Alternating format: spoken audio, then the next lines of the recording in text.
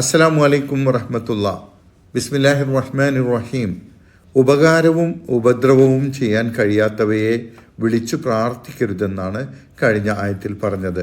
അതിൻ്റെ തുടർച്ചയായിക്കൊണ്ട് ഒരാൾക്ക് നന്മയോ തിന്മയോ വരുത്തുവാൻ അള്ളാഹു ഉദ്ദേശിച്ചാൽ അത് തടയാൻ അള്ളാഹുവിനല്ലാതെ മറ്റാർക്കും സാധിക്കുകയില്ല എന്നാണ് ഇന്ന് പഠിക്കുന്ന 107-ാമത്തെ ആയത്തിൽ പറയുന്നത്. ഒരു മനുഷ്യനെ മറ്റൊരു മനുഷ്യൻ ഭയക്കുന്നുവെങ്കിൽ അയാളിൽ നിന്ന് രക്ഷപ്പെടാൻ ഇയാൾക്ക് എവിടെയെങ്കിലും ഓടി ഒളിക്കുകയോ അഭയം തേടുകയോ ചെയ്യാം. എന്നാൽ അള്ളാഹുവിനെ ഭയക്കുന്നുവെങ്കിൽ ഒരാൾ എവിടെയാണ് അള്ളാഹുവിൽ നിന്ന് രക്ഷപ്പെടാൻ ഓടി ഒളിക്കുക? അള്ളാഹുവെ, നീയല്ലാതെ ഒരു അഭയകേന്ദ്രവും രക്ഷാകേന്ദ്രവും വേറെ ഇല്ല എന്ന് നബി സല്ലല്ലാഹു അലൈഹി വസല്ലം പ്രാർത്ഥിക്കാറുണ്ടായിരുന്നു. അതുപോലെ അള്ളാഹുവെ, നിന്റെ തൃപ്തി കൊണ്ട് നിന്റെ കോപത്തിൽ നിന്നും ഞാൻ രക്ഷ തേടുന്നു.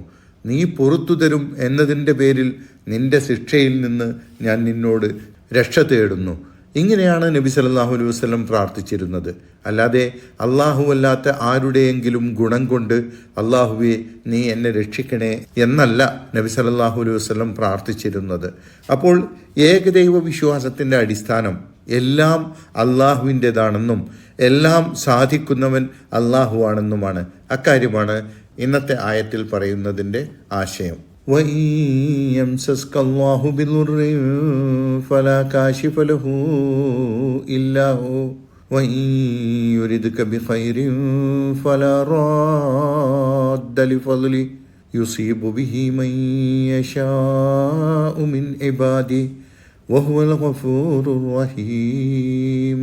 وَإِن يَمْسَسْكَ اللَّهُ بِضُرٍّ فَلَا كَاشِفَ لَهُ إِلَّا هُوَ.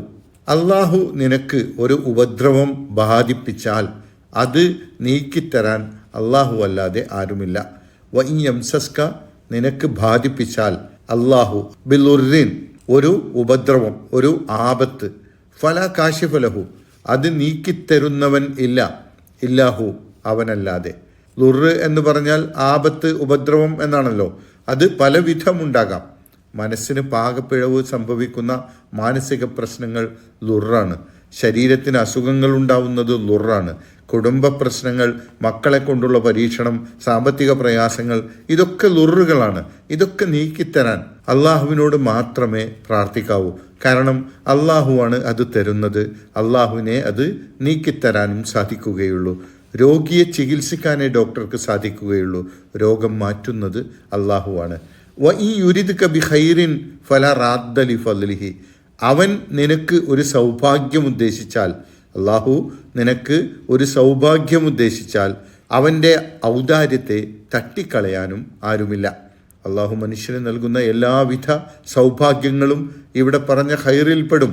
വഇൻ യുരിദ്ക, അവൻ ഉദ്ദേശിക്കുകയാണെങ്കിൽ ബിഖൈരിൻ, ഒരു നന്മ, ഒരു സൗഭാഗ്യം, ഫലാ റാദ്ദ ലിഫദ്ലിഹി, അവൻ്റെ അനുഗ്രഹത്തെ തടയുന്നവനായിട്ട് ആരുമില്ല. യുസീബു ബിഹി മൻ യശാഉ മിൻ ഇബാദിഹി. അള്ളാഹുവിൻ്റെ അടിമകളിൽ അവൻ ഉദ്ദേശിക്കുന്നവർക്ക് അവനത് നൽകുന്നു. അവൻ ഉദ്ദേശിക്കുന്നവർക്ക് അവൻ സുഖവും ദുഃഖവും സന്തോഷവും സങ്കടവുമൊക്കെ നൽകും. ഇതായിരിക്കണം ഒരു വിശ്വാസിയുടെ വിശ്വാസത്തിൻ്റെ അടിസ്ഥാനം. മനുഷ്യൻ്റെ ഭാഗധേയം തീരുമാനിക്കുന്നതിനുള്ള കഴിവും അധികാരവും അള്ളാഹുവിന് മാത്രമാണ്. അവൻ്റെ ഹിതമനുസരിച്ചാണ് കാര്യങ്ങൾ നടക്കുക. ഇതാണ് ഖദറിലുള്ള വിശ്വാസം. അതുകൊണ്ട് മനുഷ്യൻ്റെ ഏത് ആപത്തിൽ നിന്നും അവനെ രക്ഷിക്കാൻ അള്ളാഹുവിന് മാത്രമേ കഴിയുകയുള്ളൂ.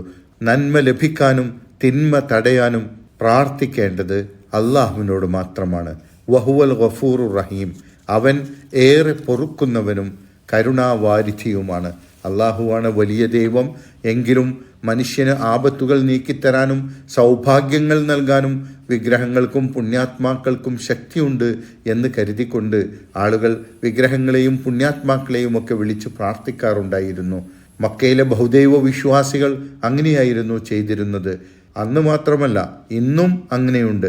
നിർഭാഗ്യവശാൽ മുസ്ലിം സമുദായത്തിലും ഇത്തരം അന്ധവിശ്വാസങ്ങളുണ്ട്.